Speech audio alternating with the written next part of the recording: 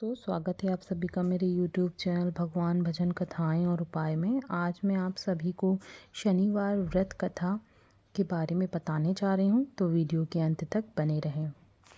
आइए जानते हैं शनिवार व्रत कथा के बारे में। कैसे विक्रमादित्य पर आ गए थे संकट के बादल। शनिदेव को ग्रहों का राजा कहा जाता है। भगवान भोलेनाथ ने इन्हें न्याय के देवता की उपाधि दी है। जो लोग शनिवार का व्रत करते हैं उनको पूजा के समय शनिवार व्रत कथा का श्रवण अवश्य करना चाहिए। शनिदेव को ग्रहों का राजा कहा जाता है। शनिदेव को बहुत जल्द क्रोध आता है। इस क्रोध की वजह से पिता सूर्य से इनकी नाराज़गी बनी रहती है। इनके क्रोध से सभी बचने की कोशिश करते हैं, वरना व्यक्ति पर मुसीबतों का पहाड़ टूट पड़ता है। इसीलिए इन्हें प्रसन्न करने के लिए शनिवार व्रत रखा जाता है। व्यक्ति शनि दोष से बचने और उन्हें शांत रखने के लिए अन्य उपाय करता है। शनि कृपा से व्यक्ति को सुख और वैभव की प्राप्ति होती है। जो लोग शनिवार का व्रत करते हैं उनको पूजा के समय शनिवार व्रत कथा का श्रवण अवश्य करना चाहिए। आइए सुनते हैं शनिवार की व्रत कथा। एक बार सभी नवग्रह सूर्य, चंद्रमा, मंगल, बुध, बृहस्पति, शुक्र, शनि, राहु और केतु में बहस हो गई। कौन सबसे बड़ा है। आपस में लड़ने के बाद सभी देवराज इंद्र के पास पहुंचे, जहां इंद्र असमंजस की स्थिति में निर्णय नहीं दे पाए, परंतु उन्होंने सभी ग्रहों को सुझाव दिया कि पृथ्वी पर राजा विक्रमादित्य हैं, उनका फैसला कर सकते हैं, क्योंकि वो ही न्यायप्रिय राजा हैं। सभी पृथ्वी पर राजा विक्रमादित्य के पास गए। उन्होंने अपने आने का कारण बताया। राजा उनकी समस्या को सुनकर बहुत परेशान हो गए। उनका चिंतित होना लाजमी था, क्योंकि जिसको भी किसी से छोटा बताता तो वही गुस्सा कर जाता। राजा ने काफ़ी सोच विचार के बाद उन्हें एक उपाय सुझाया। उन्होंने स्वर्ण, रजत, कांस्य, पीतल, सीसा, राग, जस्ता, अभ्रक और लोहे से 9 सिंहासन का निर्माण करवाया। उन्होंने उपयुक्त क्रम में रख दिया गया। सबसे निवेदन किया कि विक्रमादित्य सिंहासन पर आसन ग्रहण करें। शर्त रखा गया कि जो सबसे अंतिम में सिंहासन पे आसन ग्रहण करेगा वही सबसे छोटा माना जाएगा, जिसकी वजह से शनिदेव सबसे बाद में आसन प्राप्त कर सके और सबसे छोटे कहलाए। क्रोध के आवेश में आकर शनिदेव ने सोचा कि राजा ने यह सब जानबूझकर किया है।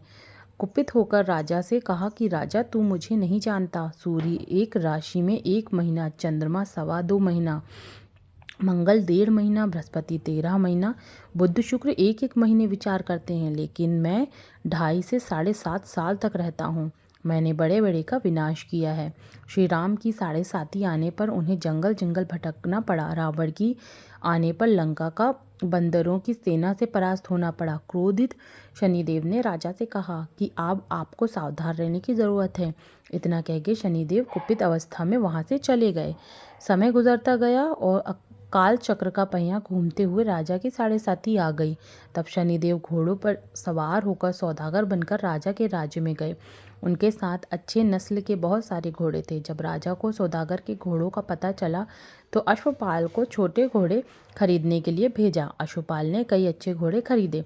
इसके अलावा सौदागर ने उपहार स्वरूप एक सर्वोत्तम नस्ल के घोड़े को राजा की सवारी हेतु दिया।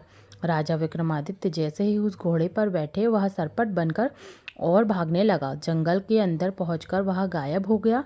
भूखा प्यास की स्थिति में राजा जंगल में भटकते अचानक उन्हें एक ग्वाला दिखाई दिया, जिसने राजा की प्यास बुझाई। राजा ने प्रसन्न होकर उससे अपनी अंगूठी देकर नगर की तरफ चले गए। वहां एक सेठ की दुकान पर पहुंचकर उन्होंने जल पिया और अपना नाम वीका बताया। भाग्यवश उस दिन सेठ की खूब आमदनी हुई। सेठ खुश होकर उन्हें अपने साथ घर लेकर आया। सेठ के घर पर घूटी पर एक हार टंगा था, जिसे घूटी निगल रही थी। कुछ ही देर में हार पूरी तरह गायब हो गया। सेठ वापस आया तो हार गायब था। उसे लगा कि वीका ने ही उसे चुराया है। सेठ ने वीका को कोतवाल से पकड़वा दिया और दंड स्वरूप राजा उसे चोर समझकर हाथ पैर कटवा दिया।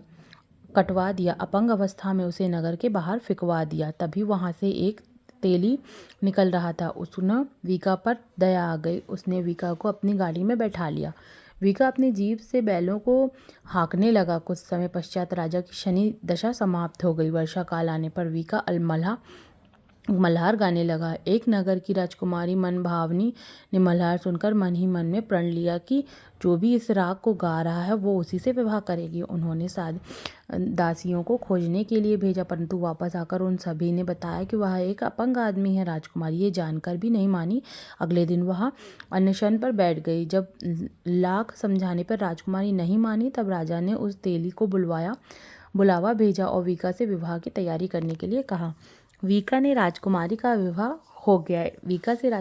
विवाह हो गया। एक दिन वीका के स्वप्न में शनिदेव आकर कहा कि देखा राजन, तुमने मुझे छोटा बताकर कितना दुख झेला है। राजा ने क्षमा मांगते हुए हाथ जोड़कर कहा कि हे शनिदेव, जैसा दुख मुझे दिया है वैसे किसी और को ऐसा दुख मत देना।